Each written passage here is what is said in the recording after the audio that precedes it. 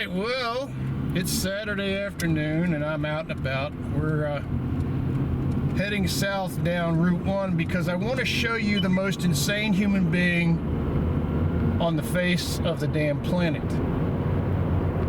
And in a quarter of a mile. Yeah. Turn left on South Campus Boulevard. Goodbye. There you go. Waze lady's got to shut up.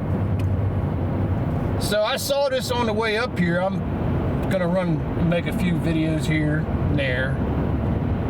But I saw this guy and my heart breaks for him because what he doesn't know is that one day soon he's gonna die.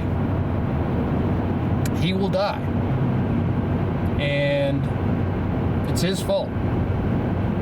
Because you cannot ride what he's riding on Route 1, and definitely not on the interstate. You can't ride on the interstate.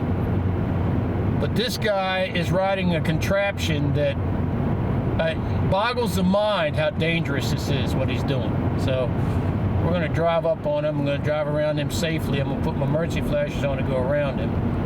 But I just want you to see this madness that I saw. I looked at this guy. I said, there's no way this guy... Yeah, here he comes. This guy is absolutely out of his damn mind. I'm going to put emergency flashes on right now. You see the car up ahead of us just whipped around this guy. Watch this. Look. Look at this. This guy is riding a bicycle contraption. He's riding a recumbent bicycle with a trailer up the side of Route 1 in a 55, this is a 45-mile zone, but people go 60. And what happens is, let me tell you how he dies. There's somebody in a hurry that's behind somebody in the left-hand lane, and they whip out. They whip out to pass the guy. And what they do is they run his guy straight the hell over. They kill him because they didn't see him. We're going to turn around. I'm going to go back. I'm going to show you this guy again. Okay, we're going to turn around because I'm actually heading the other way. But I just wanted to show you this guy. I'm going to give him a thumbs up when we go by because I admire his pluck. But he will die. He will die.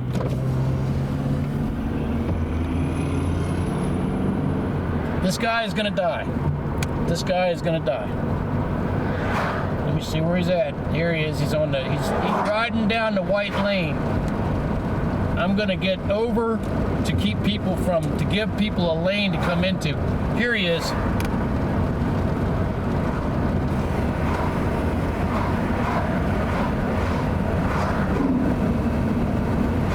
He's got traffic backed up there. I gave him the thumbs up. He looked over. But that guy is going to die. You cannot ride down these streets on bicycles. You cannot ride down these streets on anything that's below traffic speed, or you're going to die.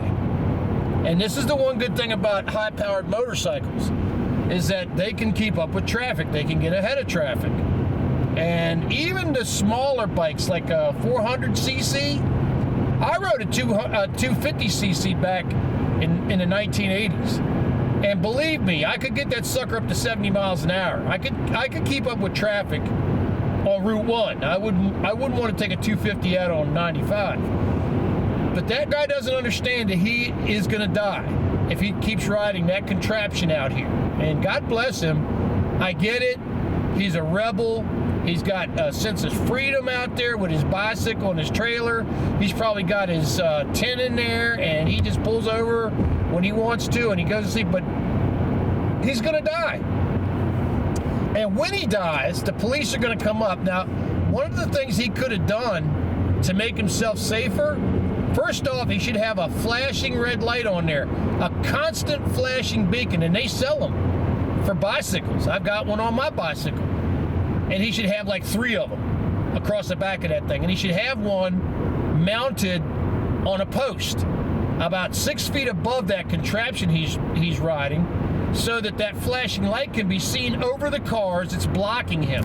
Because what's happening is people drive up on him, they don't know what they're doing, and they block him. Some people won't block him, and you'll have the same guy that's in a hurry, or the same girl that's in a hurry, and they'll be following somebody, and they'll whip to the left. and this person who's following them isn't paying attention. They're looking at their phone because they're late to get somewhere, and the guy's dead.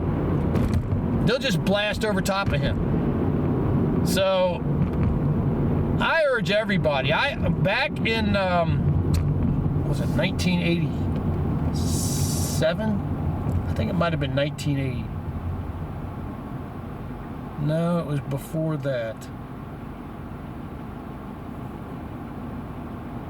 Boy, I had just started dating my wife.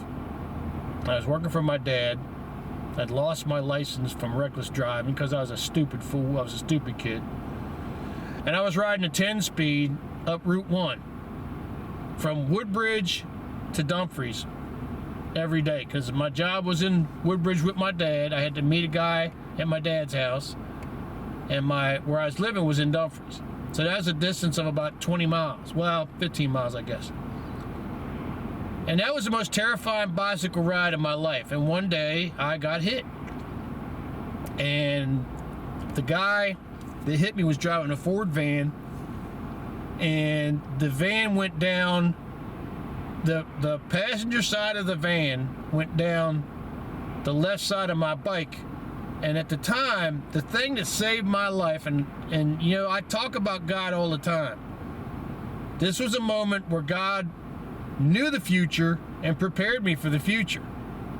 And what he did was, he made me get this backpack that was made of brown denim.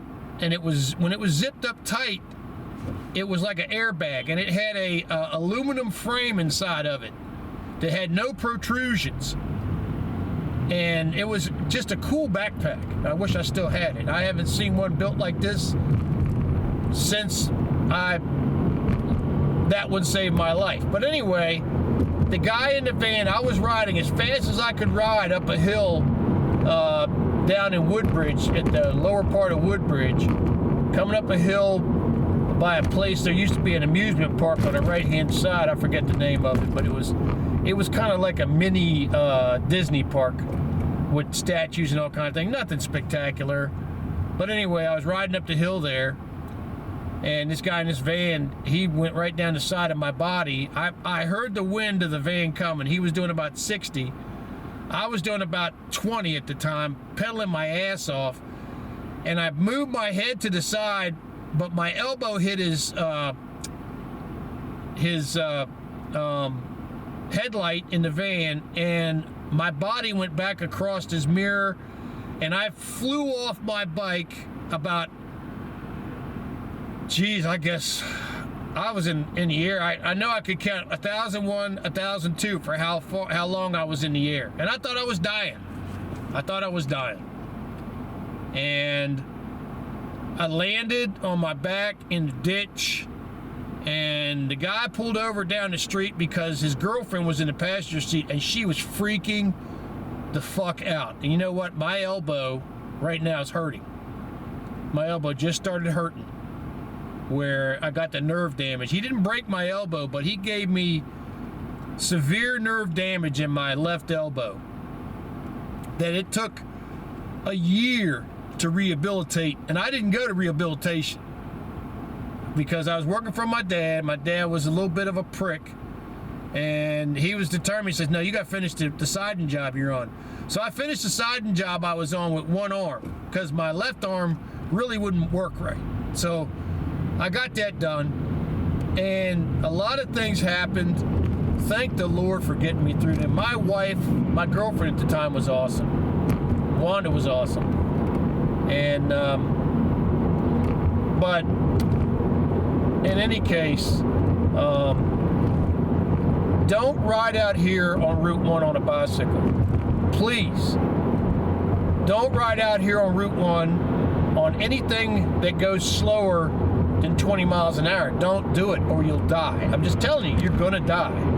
And what the cops said to the guy who hit me, and the guy who hit me had a Schlitz half court in his it was a Ford van, and at the time Ford van, they still have it. It had a center console with cup holders in it. He had a Schlitz half quart, good old Schlitz with the white can with the like brown gold lettering. He had a Schlitz half quart in the engine compartment when I got in the middle seat, and it was funny because I got in the van in the middle seat. His girlfriend was freaking out in the passenger seat. His mom was behind me, and his mom was pissed that he even stopped to pick me up. His mom was an old crusty lady, and the girlfriend was freaking out. He was about half lit to the wind. He didn't really give a fuck. The only reason he stopped was because she was freaking out. And when they said, "Where do you want to go?" They said, "Oh, we'll take you down to," it was like a hospital in Fredericksburg. I said, "No, take me to Potomac Hospital," because I thought my fucking elbow was destroyed. I thought at the time I could barely, my arm was completely swollen. I could barely move it. It hurt like hell. I was just glad to get up out the ditch. That moment when I got up out the ditch, that was a God moment. That was a moment when I said, "Thank you, God. Thank you, God. Thank you, God, for keeping my spine intact, for keeping my legs intact." And I got up and I tried to move my left arm, and I went, "What the hell happened to my left arm?" And man, I let out a scream because it hurt like no tomorrow. It was compound nerve damage of my left arm. But that was a lesson to me about riding bicycles, about riding slow things on city streets out here where cars can get to you. And I own motorcycles since then, but they were always fast enough to keep up with traffic. And I always rode a little faster than traffic. Like in a case like right here where I'm backing off that white Honda ahead of us, I like to keep this space, but I got to look out for this guy beside me in this Frontier, this Nissan Frontier, because he's leaving the space, but he really can't see me in his mirror. So I backed off a little bit so he can see me in his mirror. And I like that truck. I don't want a four-wheel drive one. It doesn't say 4x4 on there, but it looks like it's a 4x4, judging by the way the suspension is set up. Now here's a car in a hurry coming up by me. This is a little Lexus IS 250, it's a little sports car. He's in a hurry. He wants to go. I've got a big space in front of me now, so it looks like I'm a dick holding up traffic. But I'm just talking to y'all. But that guy, that breaks my heart, riding that little thing that he's riding, because he will die out here. He will die out here. Somebody will crush him. The most terrifying way he will die is if somebody in a pickup truck sees him, doesn't see him, or God forbid a guy in an 18-wheeler in a hurry doesn't see him.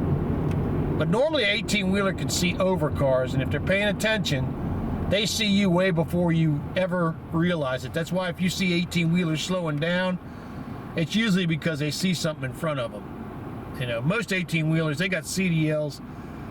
The drivers got CDLs. They don't want no problems. The damn CDL screws them, because they can get a speeding ticket in California, and in Virginia they get another ticket and they lose their CDL. So they don't want no problems, But yeah, that really bugged me. That makes me feel sad, because the guy doesn't realize it. But you got to be a little bit suicidal to do something like that anyway. You got to be kind of like, screw it. I don't care. Life has been sucking. I'm just going to get out here on my bicycle, and whatever happens, happens, But he did have the triangle. He did have the slow triangle on the back of it, but he had it covered up with a little bit of stuff. But in the shadows, I could barely see him. And it's a testament to my eyes, too, because I've got old eyes now. So I got to be careful. I got to go get me some polarized glasses and start wearing some polarized glasses to protect what's left of my eyes. But yeah, that just really broke my heart, because I don't want to see nobody get run over. And it don't take but a second. And police are kind of like, if you're not marked, if you don't have a flashing light on there, that you kind of ask for it, because they see this crap every day. They pull over people every day who are driving like lunatics, driving over the speed limit, people that are drunk, people that are in a hurry, people that are on their phones. I mean, there's a whole list, you know. But yeah, I feel bad for the guy. I admire his spirit, but I think it's misplaced. I think if you want to do something like that, maybe you ought to go get you a boat and put you a little freaking tent on that boat and paddle that boat up and down the lakes, you know, because for the most part, you're not going to have a problem there. People are, most of the time, unless you want it with some dickheads that are driving speedboats, but most of the time they'll leave you alone, as long as you're out of the traffic lane. But yeah, I felt bad. Coming up here on the left-hand side, there's a very cool place. This is where I bought my statues that are on my front porch. I'll turn you this way a little bit. And we're coming up to it. There's this car dealer. There's this cool little, I like this little, there's a little stop market here, and then there's this car dealer. And then right down here is a little statue place. Now the guy, he's pretty old. And I hope he's still got his statues. I see a bunch of statues out there. Yeah, he's still got his statues. But the guy was pretty old. When I bought my statues, he looked like he was about 80. And just a wonderful, pleasant, sort of quirky old man. And he had marked the two statues that I bought $35 each. And he was a little bit miffed at that. But that's what they were marked. He marked them, you know. And I said, okay, well, I'll give you $35 cash for each. I'll give you $70. He says, oh, yeah, okay, I guess. So I got them and I rolled on out. And his store on the inside, you need to go, if you go by there, you need to go inside that store, because the inside of that store is like a store of all kinds of curios from 30 years ago. Just every weird kind of thing you remember seeing when you was, 30 years ago, if you're that old, and you just look at it and you go, wow, man, I haven't seen this in a long time. And it's all for sale. So if you want it, for the right price, you can have it. So anyway, that's all I wanted to show you folks. I'm going to turn this off so I can save some battery power. Have a great day, and we'll see you on the next video. Peace. Hey, God bless that guy. Lord, please keep him safe.